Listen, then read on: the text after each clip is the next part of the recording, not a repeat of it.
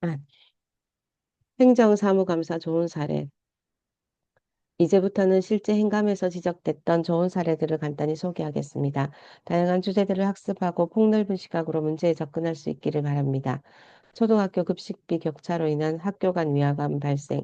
서울 소재 초등학교 급식비가 학교별로 최대 3.64배 차이가 나 학교 간 위화감을 조성했다는 문제가 제기됐습니다. 특히 사립학교 급식비는 국공립학교보다 월등히 비싼 것으로 나타났습니다. 의회는 급식비를 통해 나타난 빈부격차가 급식의 질 차이로 이어질 수 있음을 지적했습니다. 서울 시티 플러스 카드 활용도 민제에 대한 개선책 요구. 서울 도심 사대문 안에서 서울 시티 패스카드 사용 실태 조사 결과 카드 판매처인 공항과 GS25 편의점 25개 업소의 절반 이상이 카드를 취급하지 않거나 아예 카드의 존재 자체를 모르고 있어 이에 대한 개선책을 요구했습니다. 산학연 협력사업 기술 이전료에 대한 수입 경비 처리 요구. 산학연 협력사업의 성과로 발생한 기술 이전료 수입 8억 9,200만 원을 세입으로 처리하지 않고 별도의 구자로 보관하고 있었음이 드러났습니다. 의회는 이를 지적하고 하루빨리 잡수입으로 처리할 것을 요구했습니다. 땡땡땡 공사 명예퇴직수당 13억 원 부당지급 환수 요구. 땡땡땡 공사는 20년 이상 근속한 직원만 명예퇴직시킬 수 있었지만 20년 미만 근속한 직원도 명예퇴직할 수 있도록 예외 규정을 마련해 13억 원의 명예퇴직수당을 부당하게 지급했습니다. 이에 대해 지적하고 부당하게 지급된 13억 원을 환수할 것을 요구했습니다. 내부순환도로 방음벽 유명무실 문제 지적. 소음 방지를 위해 30억 원을 들여 설치한 내부순환도로 방음벽 10곳 중 6곳이 당시 주간 소음도 기준치인 60데시벨을 초과하는 것으로 나타났습니다. 특히 야간에는 10곳 모두 기준치인 58데시벨을 넘어섰고 설치 전과 후의 소음도 개선 효과가 미비한 것으로 조사돼 이에 대해 지적했습니다. 외국인 학교 학생 10명 중 1명이 내국인인 문제 지적. 서울 소재 21개 외국인 학교 5,570여 명의 학생 중 503명이 내국인인 것으로 밝혀졌습니다. 한미국계 외국인의 경우 전교생 166명 중 내국인 101명으로 50%를 넘어서는 모순적인 상황이 드러나기도 했습니다. 의회는 행감을 통해 국내 거주하는 외국인을 위한 학교가 내국인 부유층 자녀를 위한 학교로 전락했음을 지적했습니다. 폐수도관 방치로 인한 토양 지호수 오염 가능성 제기, 수돗물 수질 개선을 위해 아현도 관관, 주철관 등 기존의 수도관을 스테인리스관으로 교체하는 과정에서 교체 물량 중 67%인 2,535km의 폐수도관을 해수하지 않고 땅속에 그대로 묻어둔 사실이 확인됐습니다. 의회는 폐수도관 방치로 인해 토양과 지하수가 오염될 가능성을 제기했습니다. 상하수도 감면 혜택 제도의 실효성 문제 제기, 관광객의 숙박료 부담을 덜어 경쟁력 강화를 도모하고자 관광호텔 상하수도 요금 감면 혜택 제도를 시행했지만 업체들이 상하수도 요금 감면 혜택만 받고 숙박료는 인하하지 않은 사실이 밝혀졌습니다. 관광호텔 156곳 중 불과 19곳만 숙박료를 인하하고 나머지 137곳은 숙박료를 그대로 받아왔던 것입니다. 의회는 정책의 실효성 문제를 제기했습니다. 시립병원 급식의 국내산 재료 사용 권고, 시립병원의 급식 내역을 살펴본 결과 야채류와 과일, 어류의 일부가 수입산이었습니다. 어린이 환자 중에서도 특히 복합 중증 장애 아동의 경우 병원 급식에 보다 큰 주의를 기울여야 한다고 지적하고 가급적 국내산 재료를 사용할 것을 권고했습니다. 운영 중인 시립병원 장례식장 판매 물품의 폭리 문제 지적, 시에서 위탁 운영 중인 한 병원의 장례식장 판매 물품이 직영하고 있는 병원과 의료원에 비해 지나치게 비싼 것으로 조사됐습니다. 시립병원 장례식장은 주로 취약계층이 이용하고 있음에도 불구하고 이와 상관없이 오히려 폭리를 취해 온 시립병원 장례식장 운영에 문제가 있음을 지적했습니다. 신용보증평가의 허술함을 지적. 땡땡 지역 신용보증재단에서 8,500만 원을 보증받은 한 업체가 보증 35일 만에 당좌부도를 낸 사건이 발생했습니다. 의회는 이러한 문제가 재단 보증 심사의 허술함 때문에 발생한 것이라고 지적하고 시정을 요구했습니다. 버스 전용 차로제 성과 분석 확대 적용 지시. 의회는 버스 전용 차로제 시행 성과를 확인하기 위해 정책 시행 전후에 출퇴근 시 평균 버스 속도 비교 자료를 제출하도록 요구했습니다. 이후 자료 분석을 통해 버스의 평균 속도가 정책 시행 전에 비해 2배 이상 향상되었다는 것을 확인한 의회는 버스 전용 차로제를 확대 적용할 수 있는 지역과 노선을 제시했습니다. 대형 버스에 미흡한 매연 저감 장치 효과 지적. 의회는 행감을 통해 매연가스를 감축시키고자 대형 버스에 부착한 매연 저감 장치가 아무런 효과가 없다는 것을 밝혀냈습니다. 이후 집행부는 관련 연구 용역비 예산을 스스로 삭감하고 삭감된 예산을 다른 공해 방지 예산으로 개상하는 조치를 취했습니다. 간이 상수도 시설의 위생관리 상태 시정 요구. 간이 상수도 시설의 위생관리 상태가 엉망인 사실이 밝혀졌습니다. 의회는 행감을 통해 이러한 사실을 확인하고 예산 심의에서 해당 문제 해결을 위해 필요한 예산을 반영하는 등 제도적인 방안 마련에 적극적으로 나섰습니다. 불우이웃 돕기 실적 부풀리기 사실 적발. 의회는 연간 15억 원 상당으로 보고된 불우이웃 돕기 모금액이 알고 보니 교회나 복지관 등의 모금액을 이중기재해 부풀리게 됐다는 사실을 적발했습니다. 사회단체 보조금 예산 지원 관련 문제 지적. 퇴직 공무원의 친목 모임인 행정동호회에 매년 사회단체 보조금으로 600여만 원을 지급했으나 이 단체의 실제 사업은 마을 청소와 친목체육 활동, 게이트볼에 불과했고 예산 중 10대로 400만 원을 지출한 사실이 드러났습니다. 의회는 단체 보조금 예산 지급 대상 선정 시 예산 사용의 목적을 꼼꼼히 따지지 않는 등 관련 사업 관리를 제대로 하지 않았다는 점을 지적했습니다. 무용지물된 대형 폐기물 휴대폰 신고 서비스 지적. 1억 원의 예산으로 구축된 대형 폐기물 휴대폰 신고 서비스 시스템의 실제 이용률이 3%에 불과했습니다. 의회는 서비스를 직접 이용해 보는 방법을 통해 시스템을 실행한 지 5분이 지나도록 신고 접수가 이루어지지 않고 전화요금 또한 신고자가 부담해야 하는 등 여러 가지 문제가 있음을 밝혀냈습니다. 퇴직 공무원을 선임연구원으로 초빙하는 등 연구원 부실 운영 지적. 공직, 선거 출마 등을 사유로 중간에 사직한 고위공무원을 지방단체 출연 연구원의 선임연구원으로 초빙한 후 매년 수천만 원의 급여를 지급해 왔습니다. 더욱이 이들의 연구 과제물이 형식적으로 제출되고 있어 연구원을 부실하게 운영한 것에 대해 시정 요구를 했습니다. 단체 상해보험 적용 시 발생한 정규직과 비정규직 간 차별 지적. 땡땡 연구원이 2011년에 처음으로 단체 보장보험에 가입하면서 서울시에 비해 보장 내용을 적게 책정하고 원내 정규 직원과 위촉 직원 간 보장 내용에도 차이를 두고 가입한 사실이 드러났습니다. 의회는 이를 지적하고 시정을 요구했습니다. 빈번하게 발생하는 소액 수의 계약 문제 지적.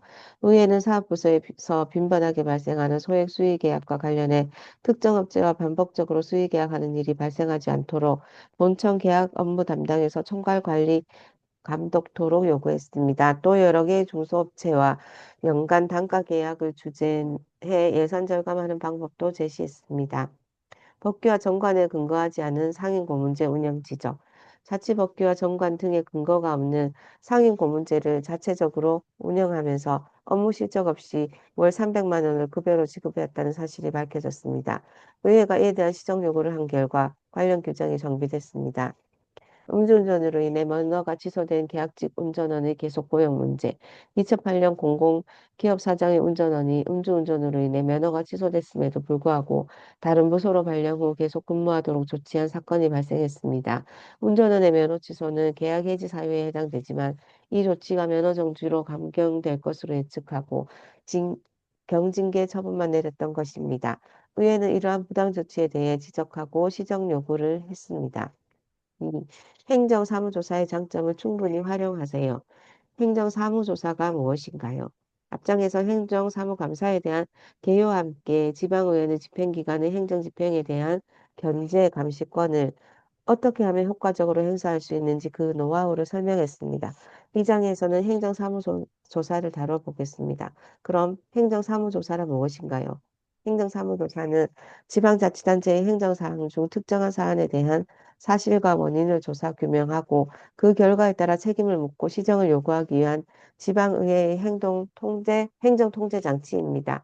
앞장의 행정사무감사와 함께 집행기관의 독주와 전횡을 견제 감시할 수 있는 지방의회가 보유한 가장 대표적이고 강력한 감시 권한이라고 할 수 있습니다. 행정사무감사와 어떤 점에서 다른가요? 행정사무감사와 행정사무조사 도대체 뭐가 다른지 모르겠다고 폭명하는 분들이 많습니다. 국어사전을 찾아보면 감사는 감독하고 감사함을, 조사는 사물의 내용을 명확히 알기 위해서 자세히 살펴보거나 찾아봄을 뜻합니다. 둘 사이의 명확한 차이를 찾기 어려울 만도 합니다. 사실 행정사무감사와 행정사무조사는 모두 지방의회의 행정감시권에 포함된 고유의 권한입니다. 원래 그 의미와 기능은 같은 것입니다. 다만 지방자치법에 따라 발동 요건과 절차, 방법 등에 있어서 몇 가지 차이가 있을 뿐입니다. 먼저 조사 대상의 특정성에 있습니다. 행정사무조사는 지방자치단체의 사무 중에서 본회의가 의결한 특정한 사안에 대해서만 실시합니다. 행정사무 전반에 대해서 실시하는 행정사무감사와는 그 출발점부터 다릅니다. 이때 특정한 사안이란 구체적이고 한정적이어야 합니다. 단체장의 행정, 운영, 무능력, 인사비리 등과 같이 지나치게 포괄적이고 추상적인 사항은 안 됩니다. 행정사무조사는 최저의원 3분의 1 이상의 연서로 발의되고 반드시 조사의 이유가 명시된 서면으로 해야 합니다. 조사 요구서가 본회의에서 의결될 때에 비로소 조사권이 발동하게 됩니다. 지방자치법 제49조 1이 바로 이 점이 국회의 국정조사와 다른 점입니다. 즉 국정조사는 최저의원 4분의 1 이상의 요구가 있는 때에는 본회의 의결 절차 없이 특별위원회나 상임위원회가 바로 국정조사를 시행할 수 있습니다. 행정사무조사 요구서에는 근거 법률 규정, 조사 발의의 이유와 목적, 조사할 사안의 범위, 조사를 시행할 위원회 등이 기재되어야 합니다. 한편 행정사무조사는 비정기적 조사 활동이라는 특징을 갖습니다. 즉, 지방자치단체의 행정사항 중 특정한 문제가 발생해 확인이나 규명이 필요하면 언제든지 조사를 실시할 수 있습니다. 이런 점에서 제1차나 제2차 정례회 중에 정기적으로 실시하는 행정사무감사와 차이가 있습니다. 지방의회의 상황에 따라 다르긴 하지만 행정사무조사를 시행하는 주체가 다릅니다. 행정사무조사는 본회의에서 하거나 소관 상임위원회별로 또는 특별위원회를 구성해 시행할 수 있습니다. 그러나 조사 사안의 특수성 등을 감안해 특별위원회를 구성해 행정사무조사를 실시하는 것이 보통입니다. 이럴 경우 특별위원회 구성의 일반적인 방법에 따라 조사특별위원회를 구성합니다. 이에 비해 행정사무감사는 위원회 업무의 연속성과 전문성을 고려해 소관상임위원회에서 실시하는 것이 통례입니다. 마지막으로 위원회에서 실시하는 조사의 성격입니다. 앞서 설명한 바와 같이 행정사무조사는 특별위원회를 구성해 운영하는 것이 일반적입니다. 따라서 특별위원회의 회의 형태로 진행합니다. 회의 진행 시나리오를 보면 제 땡땡차 땡땡조사 특별위원회를 개의하겠습니다. 고 위원장의 개의 선포 후 조사를 실시합니다. 반면 행정사무감사는 감사이지 회의가 아닙니다. 위원회는 땡땡 기관에 대한 행정사무감사를 실시할 것을 선언합니다. 고 감사를 선언한 후 감, 감사 활동을 시작합니다. 행정사무조사는 어떻게 진행되나요?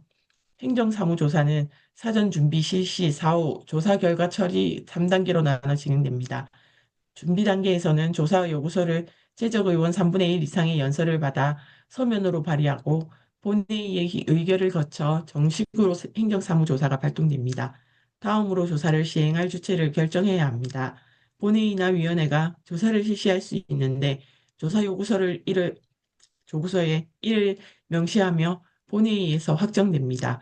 통상 조사특별위원회를 구성해 실시하는 경우가 많은데 이 경우에는 일반 특별위원회 절차와 같이 조사특별위원회 구성 결의안을 발의해야 합니다. 이후 조사위원회는 행정사무 조사 계획서를 작성해 자체 의결을 거쳐 확정한 후 본회의의 승인을 거쳐 단체장에게 동고하게 됩니다. 조사 계획서에는 조사의 목적, 조사할 사안의 범위, 조사 방법, 조사 기간, 소요 경비 등 행정사무조사에 필요한 사항을 기재하는데 행정사무감사 계획서와 내용과 형식이 유사합니다. 다음으로 조사를 위한 자료 수집과 지원을 위해 사무조사자를 선임하는데 통상 관련위원회 전문위원과 직원들이 그 역할을 수행합니다. 그리고 조사에 필요한 보고와 서류 제출 요구, 증인, 참고인 등에 대한 출석 및 증언, 의견 진술 요구, 현지 확인 통보 등을 할 수 있는데 늦어도 해당 일의 3일 전까지 의장을 통해야 하고 요구 즉시 해당 기관이나 해당자에게 전달돼야 합니다. 행정사무조사는 회의 형태로 진행됩니다. 그러나 일반 안건을 다루는 위원회 회의와는 구별해 회의 차수와 회의록 작성 등을 달리해야 합니다. 조사 활동의 장소에 특별한 제한은 없습니다. 위원회 회의장뿐 아니라 조사위원회에서 정하는 바에 따라 조사 현장이나 피조사 기관, 건물 등 다른 장소에서도 할 수 있습니다. 조사는 일반적으로 위원장의 조사 실시를 알리는 개회 선포와 인사가 끝난 후 피조사 기관장과 증인의 선서, 피조사 기관장의 인사 및 간부 소개, 특정 사안에 대한 보고, 질의 및 답변, 조사 결과 강평, 조사 종료 선언 등이 순서로 진행됩니다. 모든 조사가 마무리되면 조사위원회 위원장은 지체 없이 의장에게 결과 보고서를 제출하고 본회의에 보고해야 합니다. 조사 결과 보고서에는 감사 결과 보고서와 마찬가지로 조사의 목적, 조사 기간, 대상 기관, 조사위원회 구성, 실시 경과, 주요 실시 내용, 증인 등의 출석 보고, 서류 등 제출 내용, 시정 요구, 처리 요구, 건의사항 등과 같은 조사 결과와 처리 의견을 기재하고 중요 근거 서류를 첨부하게 됩니다. 조사 결과 보고서가 본회의에서 의결되면 그 내용 중 집행기관이나 해당 기관의 시정, 관계자 문책 포함이 필요하거나 이들 기관에서 처리함이 타당하다고 인정되는 사항, 건의사항 등을 집행기관이나 해당 기관에 이송합니다. 그러면 이송받은 기관은 이들 조사 사항을 지체 없이 처리하고 그 결과를 의회에 보고해야 합니다. 이때 의장은 본회의에 처리된 사실과 내용을 보고하고 소관 상임위원회가 조사한 경우에는 이를 해당 위원회에 회부합니다. 만약 처리 결과가 미흡하거나 처리 내용이 불성실한 경우에는 해당 기관의 장을 출석시키거나 해명하게 하거나 다시 처리해 보고하게 할 수 있습니다. 이것만은 꼭 행정사무조사는 지방자치단체의 일방적 독주와 전횡을 감시하고 견제하고 지방 권력 간 권력을 유지하는데 균형을 유지하는 데 매우 효율적이고 강력한 통제 장치입니다.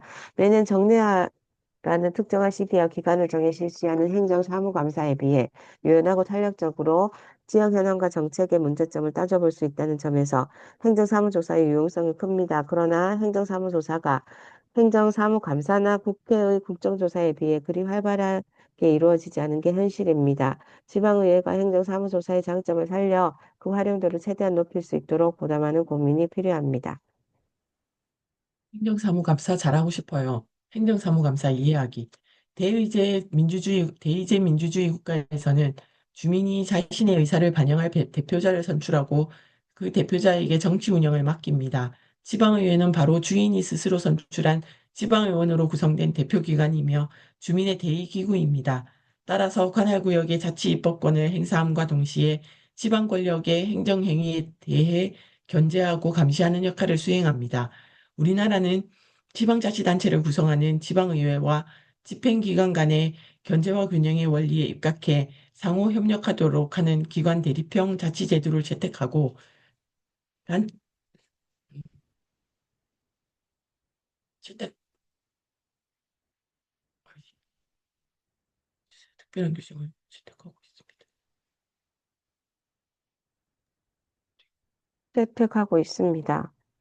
국회가 헌법 제61조에 따라 국정운영 전반에 대한 광범위한 감시권을 갖는 것처럼 지방자치법에서는 지방의회가 이유를 밝힌 서면으로 본회의나 위원회의 회의 시작 전까지 의장이나 위원장에게 알려야 합니다. 그러나 아무런 이유가 없거나 지방의회에 사전 통보 없이 불출석하는 경우가 종종 발생하는데 이러한 행위는 지방의회와 단체장 간의 갈등을 일으키는 하나의 원인이 되기도 합니다. 출석에 따른 제재 수단이 있나요? 단체장 등 관계 공무원이 정당한 또는 특별한 이유 없이 불출석한 경우에 이를 제재할 명시적인 법적 제재 수단은 존재하지 않습니다. 하지만 불출석에 따른 항의, 출석 촉구 등 정치적인 차원의 제재는 가능합니다. 다만 행정사무감사와 조사에 있어서 출석 요구를 받은 증인, 지방자치단체의 장 또는 관계 공무원이나 그 사무에 관계되는 사람이 정당한 사유 없이 출석하지 않은 경우에는 500만 원 이하의 과태료를 부과할 수 있습니다.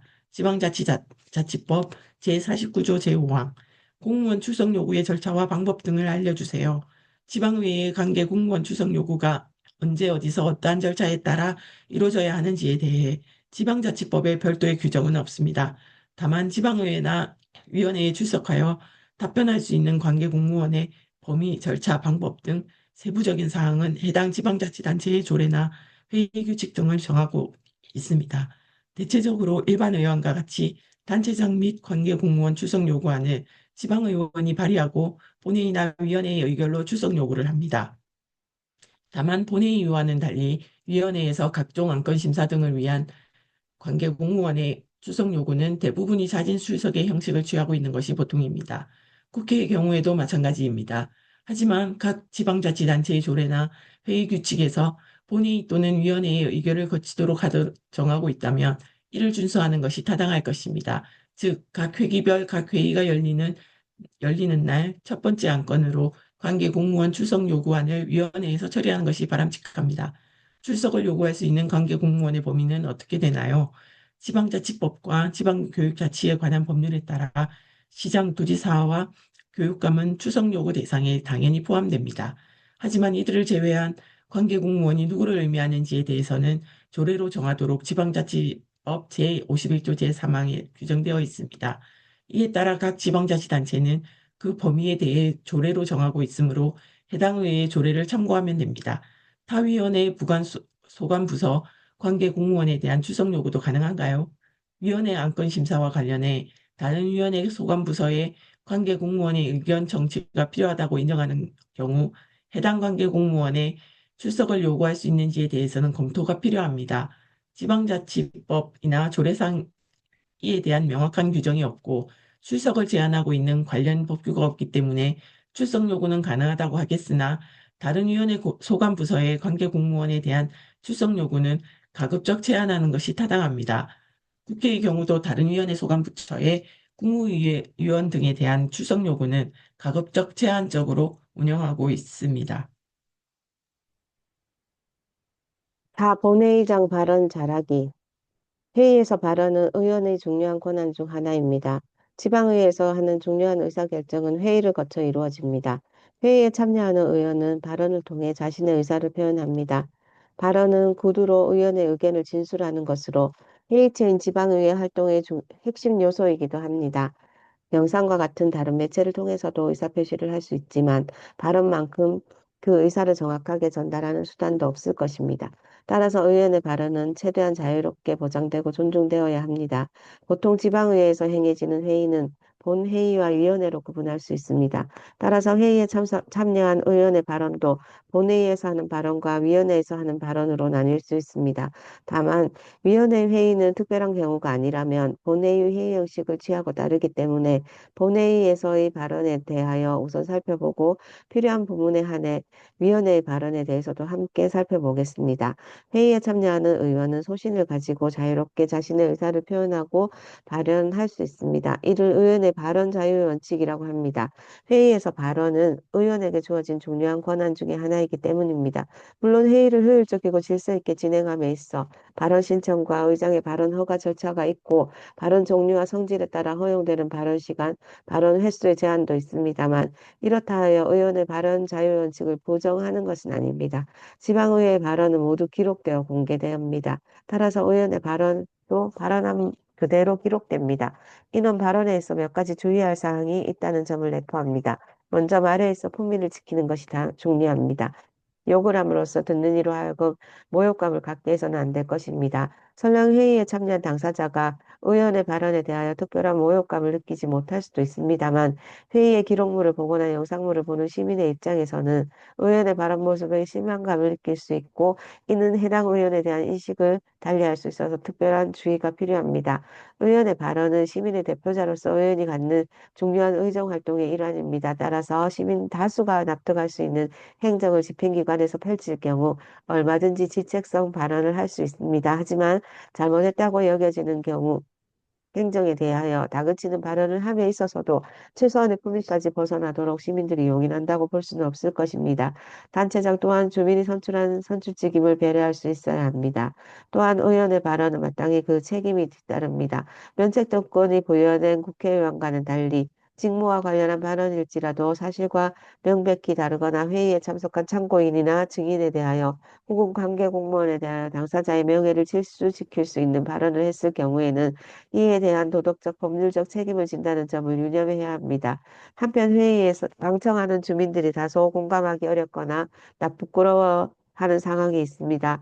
회의에 참석하는 의원에게 발언 기회를 주거나 발언하는 의원이 다른 의원이나 의장을 지칭할 때 존경하는 땡땡땡 의원님, 존경하는 땡땡땡 의장님이라고 하는 대목입니다. 이는 의원이 주민의 대표자로 선출되었고 선출된 대표자가 회의에 참여하고 있어 해당 의원을 지칭할 때는 선거구 전체 주민을 대하는 마음 자세를 가질 필요가 있다는 점에서 나오는 일종의 상호 예의의 관행적 표현입니다. 마찬가지로 주민 대표자임을 마음에 담아 발언이나 의정 활동에 유념할 것을 서로 환기하는 것 점도 있다고 보여집니다.